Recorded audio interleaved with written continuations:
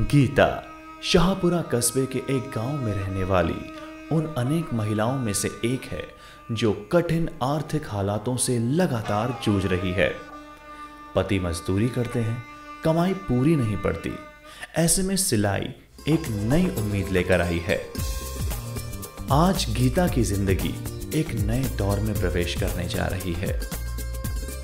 गीता को मौका मिला है भारत सरकार के वस्त्र मंत्रालय और rural development and welfare society की ओर से चलाए जा रहे स्मार्ट सिलाई प्रशिक्षण कार्यक्रम में अपने हुनर को और निखारने का।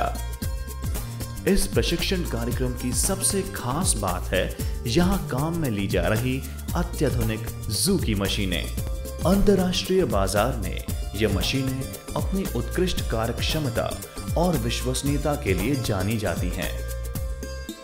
मशीनें ऑटोमेटिक हैं, इनके रख रखाव का खर्च ना के बराबर है और निर्यातकों की भी ये पहली पसंद है। ज़ूकी मशीन ने गीता के लिए एक नई उम्मीद जगाई है। पति कोई काम न कर सकता है, तगड़े नागता है सर, वहाँ से गुजारा नहीं होता और काली मशीन चलाती हूँ, 50-60 रुपया कमाती हूँ सर। अभी बड़ी मशीन धरा दो तो 200-300 रुपया पाड़ दूंगा सर, तो मेरा बच्चा जी ने पाड़ लूँगा सर। अभी काम नहीं होता है या प्रखी दान की नहीं है सर। और अभी धरा दो बड़ी मशीन तो ये हाथ वाली मशीन चलाती है सर, बड़ी मशीन धरा दो तो बच्चा भी पड़ जाएगा सर।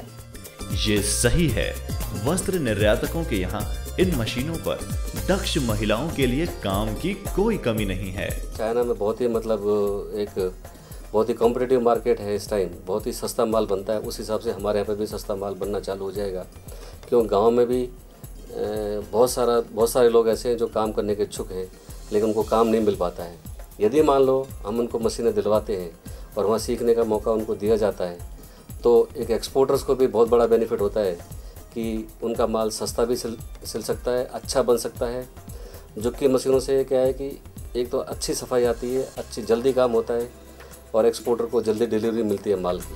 गीता अकेली ऐसी महिला नहीं है जिनके लिए ये मशीनें उनके जीवन को नई दिशा दे सकती हैं। पति को नाम शंकर है और ब्याह कर लियो और ब्याह 3-4 छोरा चोरी हो गया, मैं मन खर्चो पानी खी भी नहीं दे रही। फिर मैं यह मशीन सीख बागी, वह मशीन सीख बागी, फिर मैं काली मशीन ली तो अब इनका महीने 50-60 रुपया पड़ा। 50-60 रुपया में खी गुजारो न हो हमारा, तो अब वो आते नहीं जापानी मशीन दरा दो तो 200-300 रुपया कमा सकते हैं। भाई है छोटो, माँ बाप है बूढ़ा, अच्छा देना है मैं खेती बाड़ी की भी करना।